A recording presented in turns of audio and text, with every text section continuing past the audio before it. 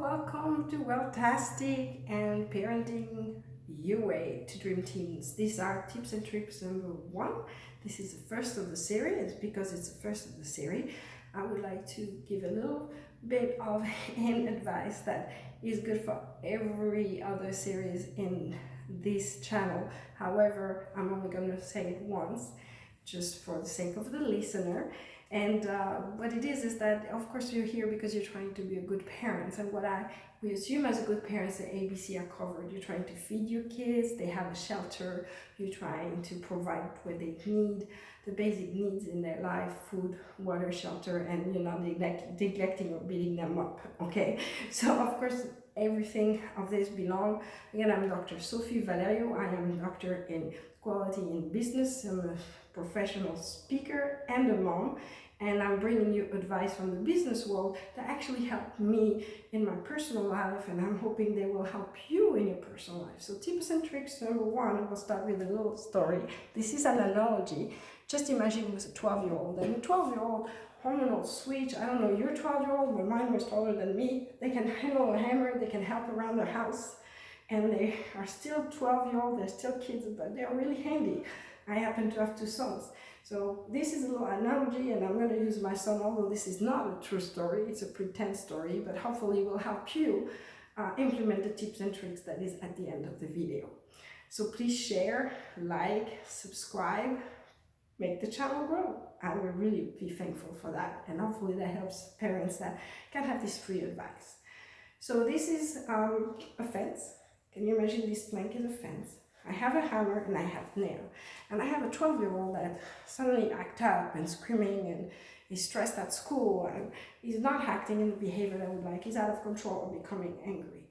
So I'm going to give him some nail and a hammer, and I tell him, can you please go to that fence and take these 2 nails because you really are screaming and out of control, and go put it in the fence. I'll allow you to do that. Now again, this is just a story. Don't let them kill your fence, all right? This is an analogy.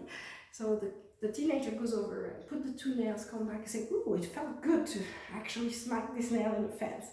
And the next time he's like, oh, I was really upset to smack the door. And the parent goes, oh, can you please go and put 3 nails this time? Here's 3 nails, the hammer. Go put the 3 nails in the fence.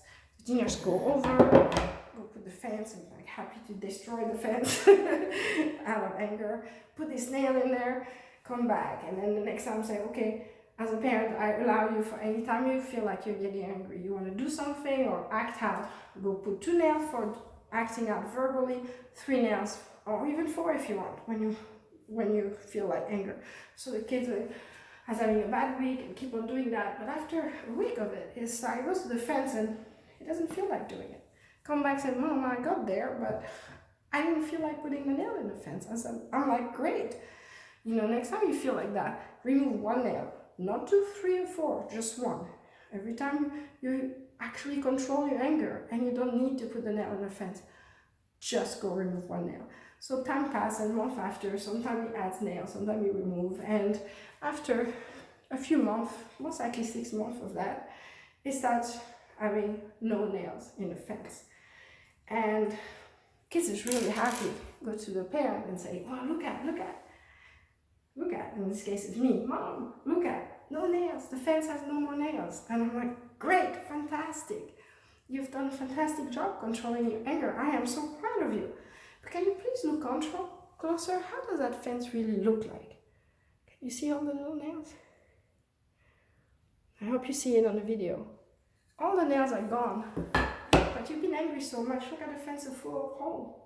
It's not as beautiful as it used to be, right? And the kids go, oh yeah, you're right. So this story is really not for kids. It's actually for you as a parent. I mean, maybe you're a perfect parent, but I know I'm not. I got angry, I got upset, sometimes I get tired. I'm really saying something I didn't want to say, or maybe I made a decision I'm not proud of, right? I act out like the teens, except as a parent. And that's not because I'm a parent that it's okay to do this, because it's like putting nail in the fence. Okay, I may go and apologize and helping and trying to correct the behavior, but the bottom line is, first, 1 negative behavior often requires 10 positive behavior or talk or apology to even have the effect of removing the nail. But then if you remove it, you still have a scar. It's not like the kid's memory is going to erase. It's still there. So how do you avoid putting a nail in the fence in the first place? That has been my question. And really what it is, it's simple. When you start feeling like you're becoming out of control, or you're going to maybe say or do something that you're not sure if it's the right thing to say or do, ask yourself, is it out of love for my kids? And what I mean by love is being parents who are trying to help the kids. Okay, not because I'm just angry and I want to get my anger out. Am I saying or doing something that is going to help my kids? He's getting upset, he's angry, maybe he's frustrated. Is my reaction or action towards him is out of love or out of anger and frustration? If you're unsure, it's most likely not out of love, because when it's out of love, you can feel it. Okay, if it's out of resentment, angry, or you're not sure, just wait a moment. Just the fact you thought about this may be enough to pause long enough for you not to say something that would leave a hole in the fence, or not to do something that would leave a hole in the fence. So that's tip and tricks number 1.